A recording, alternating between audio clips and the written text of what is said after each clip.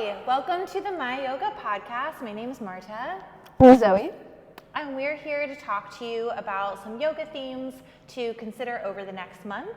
If you've been at our studio before, you know that we like to offer weekly focuses throughout the month and from week to week, just to give you something a little additional to think about in your yoga practice.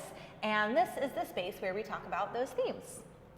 So this month at Myriad Yoga, we are talking about Envision. I feel like I wish a rainbow came apart between my hands as I said that. It's like the SpongeBob moment.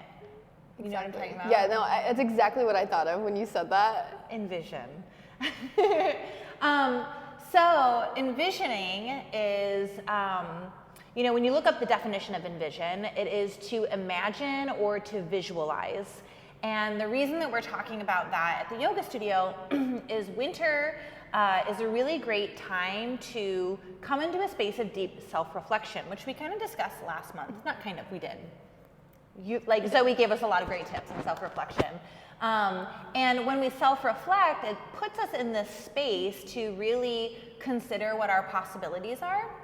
Something we talk about in yoga a lot is the infinite possibility that we all have within us. We are connected to everything outside of ourselves, and that means we have a lot of possibility. Most of the time, it's just tapping into that possibility and recognizing what we want out of that can be the really difficult part. And so we're talking about envisioning in the space of winter because as it's quiet, we might not be doing as much outside. Maybe we're kind of curling up at home, homebodying. It can be a really good time to consider what our dreams are. Our dreams, our heart's deepest desire, which we refer to a lot in yoga, it's so much more than just like the perfect outfit that you want to wear on your birthday. It is something really deep and true to yourself, and we take time to envision what that might look like for us so that we can really lay out a plan and kind of create steps to reach our goals that we might have.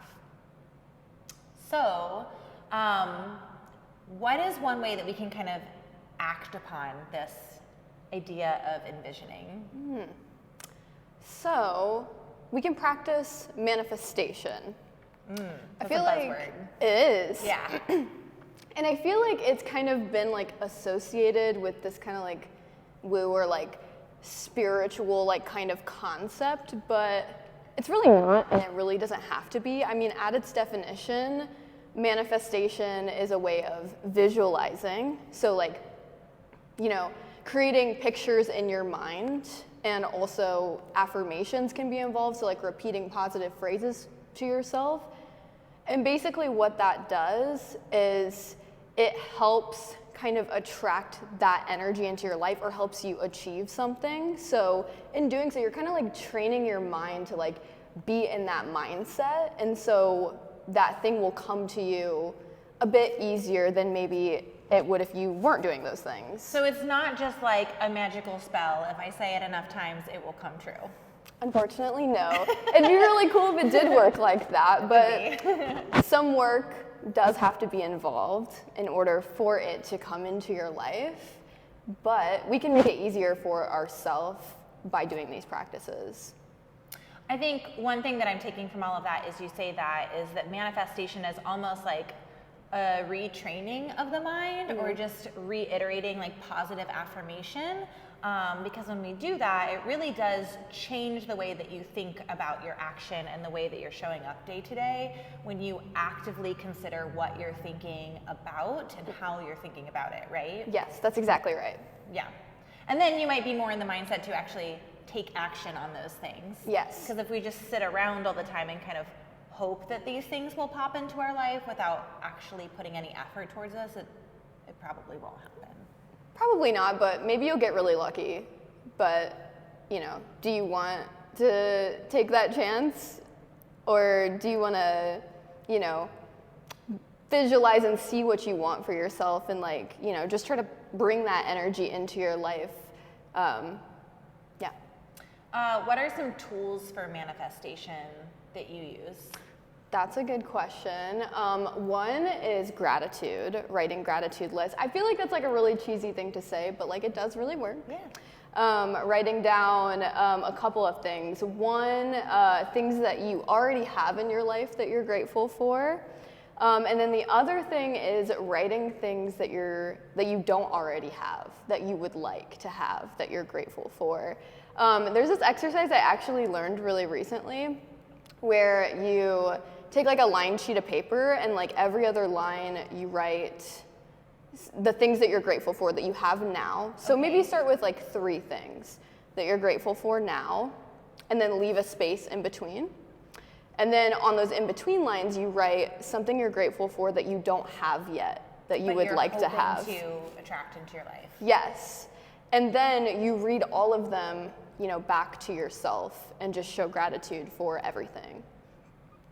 So that's one practice. And then the other is like visualization. Like when I want something, like if I've done this with like jobs I've wanted in the past, or if I want like a romantic relationship, something like that, then I will visualize having that.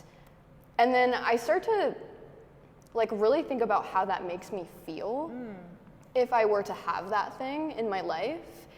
And then this is the part that I feel like sounds a little bit tricky, but taking those feelings, so like let's say that, you know, having a job that you really want would make you feel more secure, would make you feel like fulfilled, you know, things like that.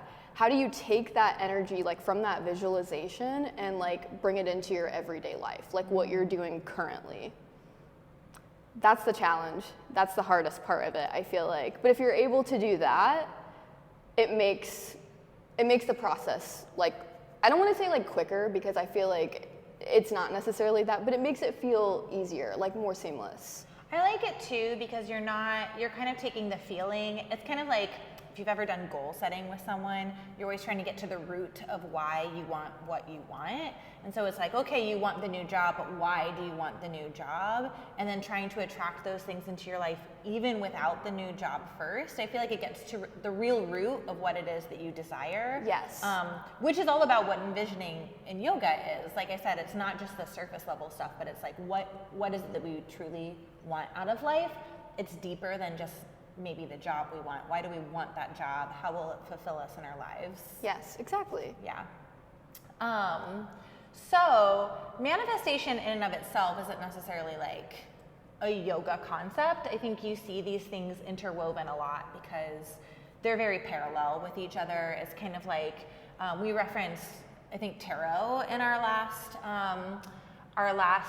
podcast, and it's similar. They're like these parallel methodologies for kind of self-reflection and getting to know yourself better and kind of creating your path in life, and manifestation is very much the same way. Yeah. But how does manifestation tie into the practice of yoga? So, in case you didn't know, we already mentioned, but we have themes every week at the studio. And so one theme that we're working with this month, it's like later on in the month, is dharma. And so this idea of dharma is kind of our life's purpose. And I mean, that can like seem kind of heady to say, like, you know, and really like heady and heavy. Yes, like, you know, why am I here? I'm like a very existential person, so I feel like I'm like thinking about those things. But when we're thinking about our life's purpose or our dharma, it's more like kind of that energy that we've been talking about with the manifestation of like, what would make us feel most fulfilled? Like our life's purpose isn't necessarily like a specific job or a specific relationship or anything like that. It's more so the type of person that we want to be and the type of energy that we want to embody and what would make us feel most fulfilled as human beings. Yeah. It's similar to having like a calling in life, but you know, it's not exactly the same thing, or similar to having a vocation, but it is very much this feeling that we're trying to embody, and it's getting at the thing that feels most authentic to us. And I think it's important to remember that dharma isn't just, it's not like you hit it and you're done. It's kind of an ongoing process, right? Yes. And just as we evolve in our lives, dharma can also evolve as we evolve. It might be one thing at this juncture of our life, and then it might be something different here. And we might be like hitting all these different points on the way to get there also. Yeah. Yeah. And the manifestation, I think, is just a great way to help figure out what that is and to open up that pathway for it. Absolutely. Yeah. Dharma, also part of dharma is being true to yourself, right? Mm-hmm. Which relates to one of our other themes for this month. Yeah, Satya. Satya. Tell us a little bit about Satya. So Satya in yogic philosophy means truthfulness. So you can look at it as like, you know, being honest, like that is part of it, but there is this other element of like being truthful and being authentic to yourself and like what that means for you. So not doing things necessarily that would just please other people or, you know, make other people think highly of you, but like, what is it that, you know, you really want and how is it that you really want to present in the world? Yeah, that can be really hard to figure out too. I think getting to our own authenticity is not that easy. There's a lot of times in my life where I felt like I was being authentic, and then, you know, I grow older or wiser, you step back a little bit and it's like, I think that was more like a reflection of the people I was around, and it wasn't a reflection of myself. And so all of these tools kind of lead us to seeking out that authenticity. That's the thing that's so, like the thing about yoga that is both awesome and sometimes infuriating is like, it takes forever to get to one thing. And it's like, oh, you want to find your dharma? Like consider your authenticity, your satya to yourself. And it's like, oh, well, to do that, maybe you also have to like self-reflect. Like there's like so many different paths along the way, and they're not all that easy. Well, and that's why yoga and the path of yoga is like a way of life and like a lifestyle, right? Because it's kind of this like never-ending adventure. Yeah. It just continues to unfold throughout your life, and there's really no like destination. So we can just use these concepts to like help us become better people and be the best version of ourselves. Yeah, and I think the beautiful thing about that is like there's this constant unfolding that's always happening, and you get to know yourself better and better. So as you explore that idea of satya, I think each day we grow a little bit wiser, a little bit closer to ourselves when we pay attention to these concepts, and who we are naturally really starts to come out, and you come into that ownership of yourself. And ultimately that's going to help you find whatever your dharma, your purpose in life is, or those deep desires that you have in your heart space. The other thing that can be really hard about finding your authenticity is there's so much chatter happening around us all the time, not only from the people around us, the people we associate with, social media, the things we take in, TV, music, all these things telling us how we should be, how we should live our life. But that all can kind of infiltrate the brain, and then we have all of this mind chatter happening in the brain. In yoga, we call that chittavritti, which we're also talking about at the studio this month. Tell me a little bit about chittavritti. So kind of like what you were saying, you know, we all experience this like mental chatter, this kind of like background noise that's like constantly happening, or I don't know, maybe it's not constantly happening for you. It is for me. Just it is for me. Yeah, just constantly moving. And when we're talking about this idea of chittavritti, and in our yoga practice, we're not necessarily like trying to stop like all of that background noise from happening, but like how can we accept where we are with it? So how can this relate to the idea of manifestation? Do you have any thoughts on that? Yeah, I mean, so when I think about calming our mind chatter, it's a little bit like if you're ever at home and, you know, maybe you live with someone else and they're listening to music and you're trying to read a book, And if you're like me, hearing music in the background and trying to read your book and focus is really, really hard. So turning down the volume on the music though, sometimes if I can just get that volume to go down just enough that it's not in the forefront of my mind, I can focus more on what's in front of me.